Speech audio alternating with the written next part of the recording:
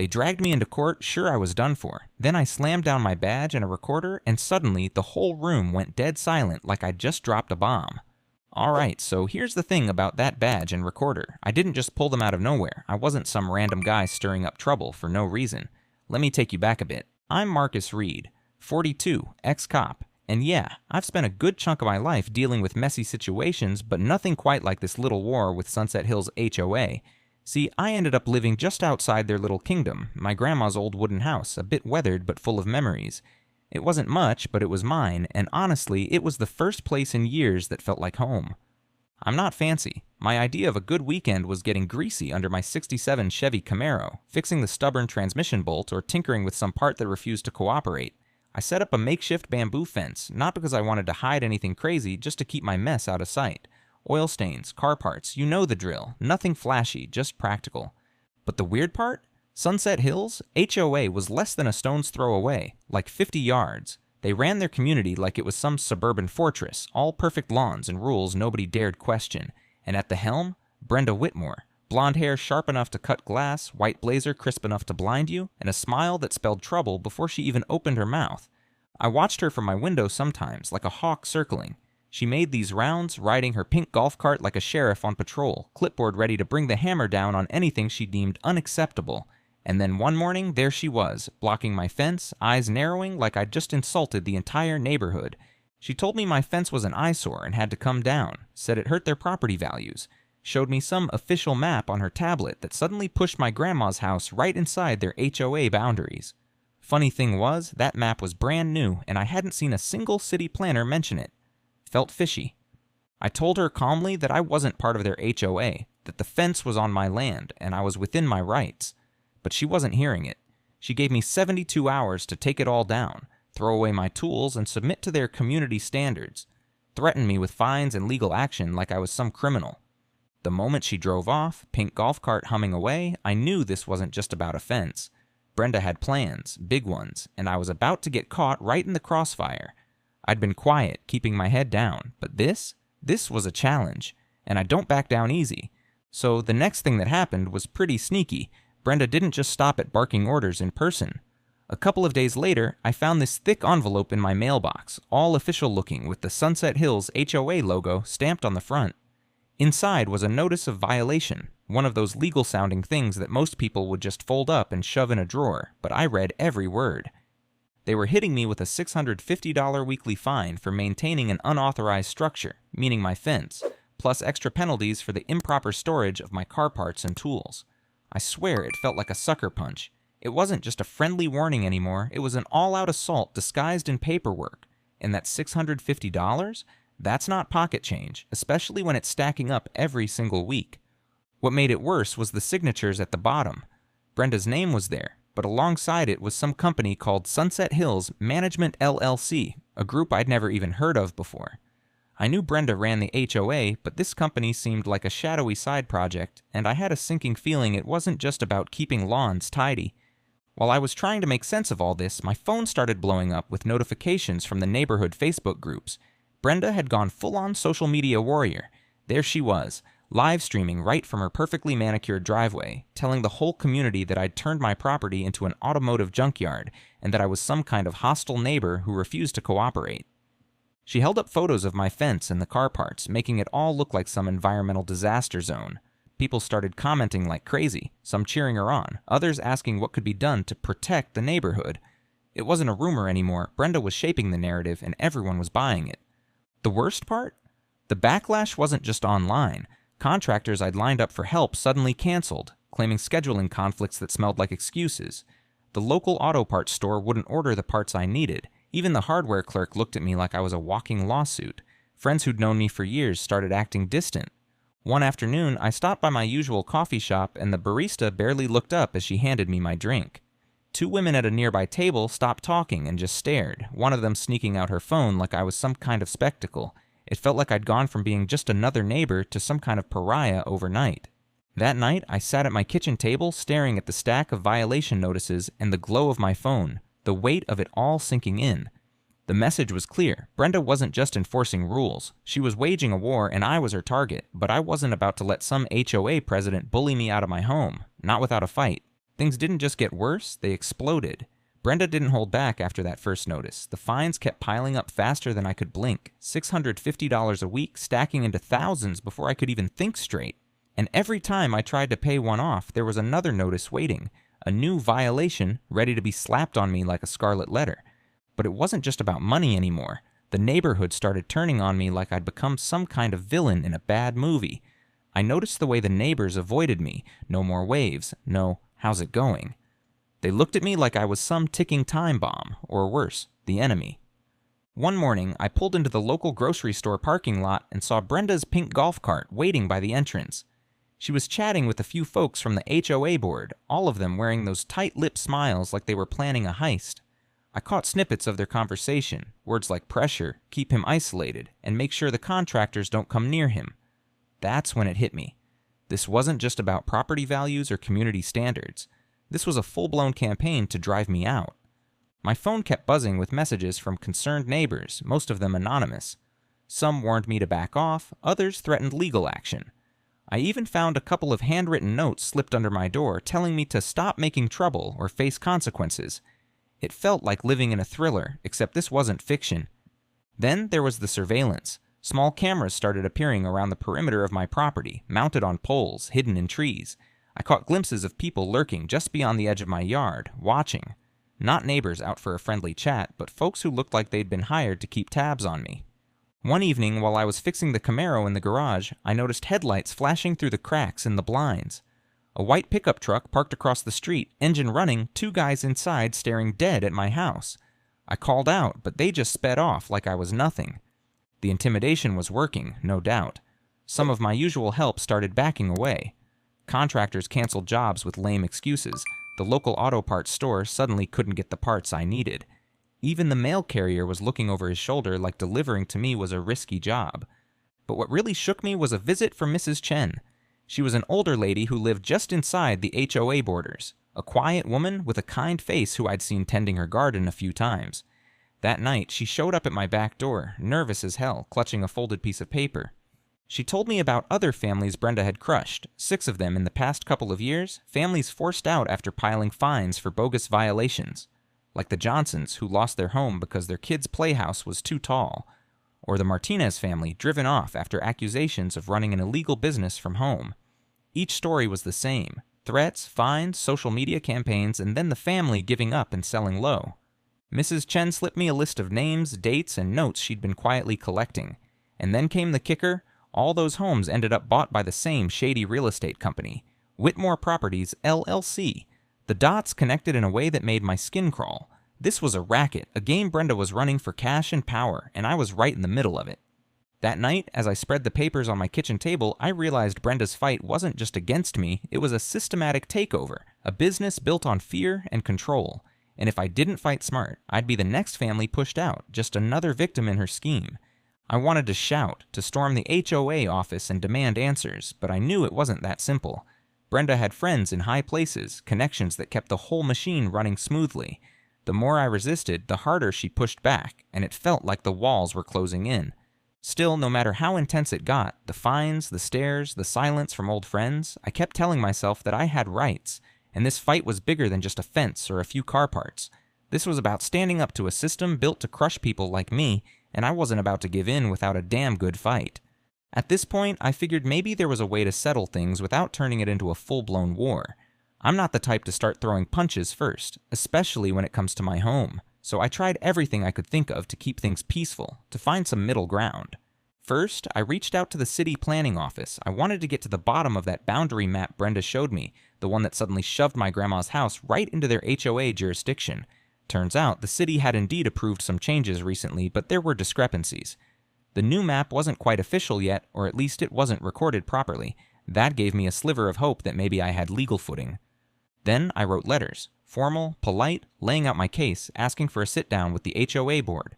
I wanted to explain my side, talk through what was going on with the fence and the car parts, and maybe work out a plan that wouldn't ruin anyone's property values or dignity.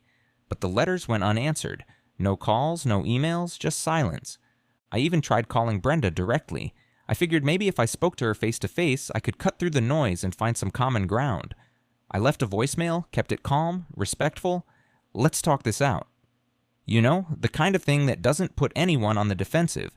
But she never returned the call. Instead, things only got colder. Next, I turned to the local authorities. I filed formal complaints about the harassment, the surveillance cameras, the constant fines that felt more like harassment than enforcement. I thought maybe the police or county officials would step in and see that this wasn't just a neighborhood spat. But that didn't happen either. The cops were polite, but basically said it was a civil matter, something for the courts and lawyers to sort out. Speaking of lawyers, I talked to a couple of attorneys to get a feel for my options. I couldn't afford a big legal team, so I was cautious. They told me that HOA cases were tricky, that these associations had a lot of power, especially when backed by people like Brenda who knew how to play the system. They warned me that the legal fees alone could wipe me out. Still, I kept pushing. I reached out to some local homeowner advocacy groups, hoping to find allies who'd seen this kind of thing before. A few people offered advice, mostly about documenting everything, not giving Brenda any excuse, and preparing for a long haul. It was good to hear I wasn't alone, but it didn't fix the fines piling up or the social isolation. I even prayed. Not much of a churchgoer, but I found myself hoping for some kind of breakthrough, some sign that justice wasn't just a pipe dream. That hope kept me going when everything else felt like it was crashing down. But despite all the efforts, the calls, the letters, the complaints, the harassment didn't stop. If anything, Brenda doubled down. The fines kept rolling in, the neighbors kept turning away, and the cameras kept watching. Every time I thought maybe the storm was passing, a new wave crashed in. The worst was the emotional toll. I won't lie, there were nights I sat alone in that old kitchen, staring at the walls, wondering if I was crazy for fighting. Maybe it was easier to just give in, sell the house, pack up, and disappear. But something inside me refused to quit. My grandma's house wasn't just wood and nails, it was a legacy, and no amount of bullying was going to take that away from me without a fight. Just when I was about ready to throw in the towel, ready to pack up and walk away from everything, something happened that flipped the whole damn thing on its head. It started with a visit from Mrs. Chen again. She came by late one evening, looking more serious than ever, clutching a worn notebook like it held the secrets of the universe. We sat in my kitchen, the light low, and she began telling me things that sounded like they belonged in a crime thriller rather than a quiet suburban dispute. Turns out Brenda's fight against me wasn't some isolated power trip. Mrs. Chen handed me a stack of papers and notes she'd been quietly gathering for years. Names of families Brenda had harassed, dates of fines that crushed people's finances, and worst of all, connections to a shady real estate company, Whitmore Properties LLC, that swooped in and bought the homes of every family pushed out. But there was more, a darker side I wasn't ready for. Mrs. Chen told me about her nephew, Jake Morrison, a young veteran who'd moved into Sunset Hills with hopes of a fresh start. Jake had installed a flagpole in his yard, just a simple symbol of pride. But Brenda saw it as a violation, and she went after him hard. The fines piled up, the social pressure mounted, and eventually Jake disappeared. Not just moved away or out of contact, disappeared. No one had heard from him for months. The police wrote it off as him leaving quietly, but Mrs. Chen never believed it. She'd been tracking Brenda's moves, following strange late-night meetings, noting suspicious construction behind the community that no one seemed to question. And then she showed me a photo taken from her upstairs window, a picture of Brenda deep in conversation with a man named Tony Castellano. Tony had a sketchy past, a criminal record for fraud, and a construction company that never bothered with permits. The construction site behind Sunset Hills wasn't building anything legal. It was an illegal dumping ground for hazardous waste. My stomach twisted as Mrs. Chen laid it all out. Brenda's HOA wasn't just about lawn care or fences, it was a front for a criminal enterprise, dumping toxic waste under the radar while pushing neighbors out to make way for the operation. And if Jake had gotten too close to the truth, well, that explained a lot. I sat there, numb, the weight of it sinking in. All those fines, the social isolation, the surveillance, it wasn't personal, it was part of a much bigger, darker game. And suddenly my fight wasn't just about keeping a fence up anymore. It was about exposing a dangerous crime that threatened the entire community. That night, I realized I wasn't just a homeowner squabbling with the HOA. I was a man standing on the edge of uncovering something that could bring down a whole criminal network. But with that came a terrifying truth. I wasn't safe anymore. Brenda and her crew would do whatever it took to protect their secret. And that meant the stakes had just gotten deadly serious. After Mrs. Chen laid everything out, I knew I had to step up my game.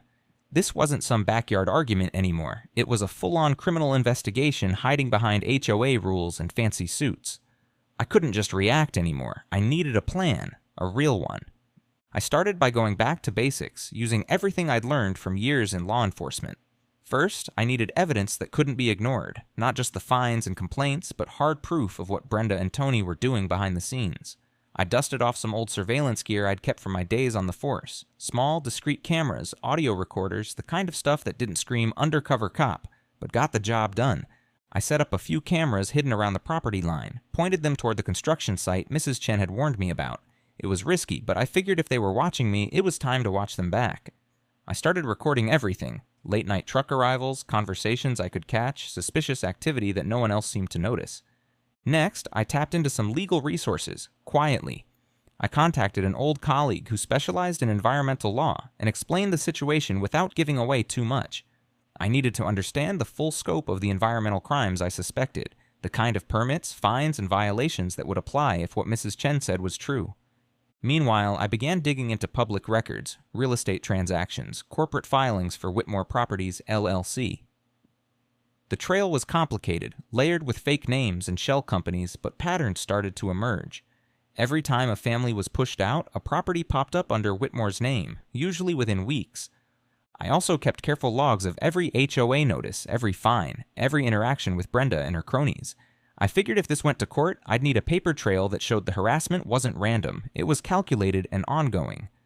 At the same time, I quietly reached out to a few neighbors who might be quietly fed up with Brenda but too scared to speak up. I didn't ask for much, just observation, maybe a note here or there, someone to confirm what I was seeing. It wasn't easy. Trust was thin and paranoia thick. I knew Brenda's reach was long and anyone who helped me could be at risk too. But slowly, bit by bit, I started piecing together a picture that looked more like a criminal enterprise than a neighborhood dispute.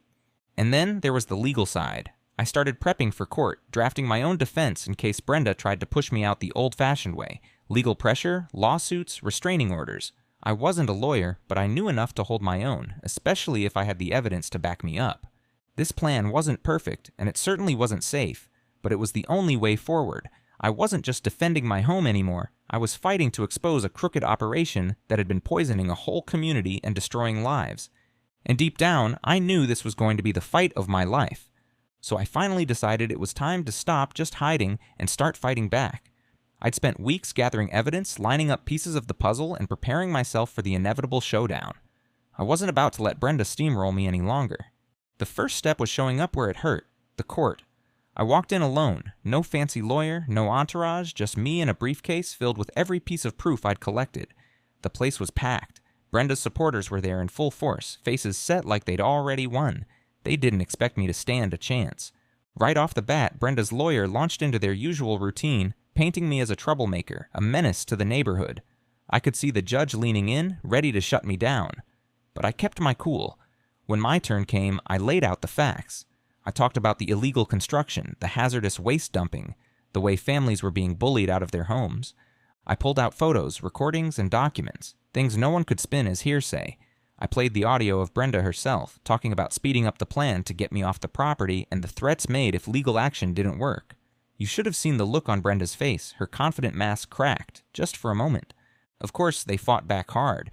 The HOA hired more lawyers, tried to discredit my evidence, called witnesses who swore I was the problem. They twisted every word, every detail. But I wasn't backing down. Each time they struck, I had a response ready, another piece of proof to knock their arguments down. Outside the courtroom, things got tense. My neighbors who'd been avoiding me suddenly acted like they didn't know what all the fuss was about. Brenda's camp tried to intimidate anyone who looked like they might side with me. There were quiet threats, veiled warnings, even some vandalism on my property. But by then, I was locked in. There were moments when the pressure got heavy, when it felt like the whole system was against me. Some days, I wanted to quit. But every time I did, I thought about Mrs. Chen, Jake Morrison, and all the families Brenda had crushed before me. Giving up wasn't an option. The turning point came when a surprise witness stepped forward, a former HOA board member who'd been too scared to speak up before. She confirmed the corruption, the illegal deals, and the systematic harassment. Her testimony shook the courtroom. Slowly but surely, the tide began to turn. Brenda's defenses started to crack, her supporters losing confidence. The judge looked less sure, more willing to listen to what I had to say. It wasn't a clean victory, not yet. There were setbacks, delays, and more battles ahead. But for the first time, I felt the momentum shifting. I was no longer just the guy fighting a powerful HOA. I was the guy who was exposing the truth, and people were starting to see it. It was exhausting, nerve-wracking, and sometimes downright scary. But standing there, knowing I wasn't alone anymore, that my plan was working, it was the kind of fight that made all the pain worth it. The day it all blew wide open was something straight out of a movie. I walked into that courtroom feeling the weight of every eye in the place on me. Neighbors, reporters, Brenda's army of supporters, expecting to be the guy everyone wanted to see fall. But what happened next flipped the script completely. I didn't come empty-handed. When the judge asked if I was ready, I pulled out my badge and laid it on the table. You could have heard a pin drop. Brenda's smile vanished like ice in the sun, and even the courtroom staff froze. I told them who I really was, Marcus Reed, sheriff's deputy, undercover, and deep into investigating Brenda's little empire. Then came the kicker. I played the recordings, the cold, calculated voice of Brenda plotting to push me out, the threats, the admissions about illegal dumping, and the crooked deals with Tony Castellano. The courtroom filled with gasps and whispers. Brenda tried to deny everything, but the evidence was undeniable. Her supporters looked stunned, some even angry that they'd been backing a criminal all along. The judge's expression shifted from skepticism to shock as she listened, realizing just how deep the corruption ran. Suddenly, the whole community that had been so eager to see me gone was forced to face the ugly truth they'd ignored. And then, just when you thought it couldn't get any crazier, the courtroom doors burst open and a team of FBI agents walked in. Agent Sarah Martinez, who I'd been in contact with for weeks, stepped forward with arrest warrants. Brenda Whitmore was handcuffed right there, charged with conspiracy, fraud, environmental crimes, and even being an accessory in the disappearance of Jake Morrison. The whole place erupted. Brenda's supporters scattered like roaches in the light, some trying to cover their faces, others openly crying. Mrs. Chen, sitting quietly in the back, stood up and spoke for the first time. Her voice steady as she said, "Jake was my nephew. Now he can finally rest in peace." It was a moment none of us would ever forget. The woman who had seemed untouchable was exposed as the mastermind behind a criminal operation, and the neighborhood's blind loyalty shattered in an instant. In the weeks that followed, the story made headlines. The FBI's raid on the illegal dumping site revealed one of the biggest environmental crimes in the state's history. The corrupt judge who had favored Brenda was removed, and investigations into the entire HOA's leadership began. What surprised me the most was how quickly the community changed. Those who had once turned their backs came around, apologizing, bringing cookies, and thanking me for standing up when no one else would. The same streets that felt like a war zone started to feel like home again. They even turned the illegal dumping site into a park, a memorial for Jake and the families Brenda had torn apart. Seeing kids play there, families laughing, it felt like a victory not just for me, but for everyone who'd been hurt. Looking back, it was a long, hard fight. But in the end, justice didn't just come. It hit like a thunderclap, shaking everything to its core, and it reminded me that sometimes the quiet guy you underestimate might just be the one holding the truth that can bring down giants. After all the chaos, the court battles, and the arrests, I finally got a chance to breathe again. Sitting on my front porch, sipping coffee, watching the neighborhood wake up, it felt surreal. The same streets that had been battlegrounds now looked peaceful, almost healing. The house, my grandma's old wooden place, still stands strong. That bamboo fence? It's still there too, but now it's covered in climbing roses Mrs. Chen helped me plant.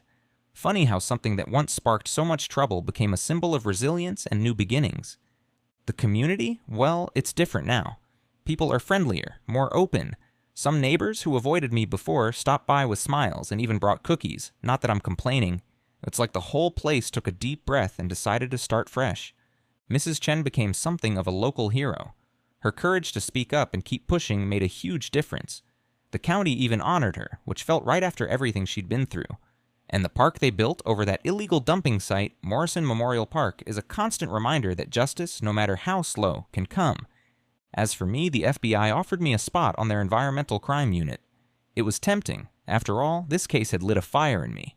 But after months of undercover work and this whole mess, I realized I just wanted peace. So I stepped down from active duty and now consult with them for my little wooden house, keeping a balance between the quiet life I love and the work I care about.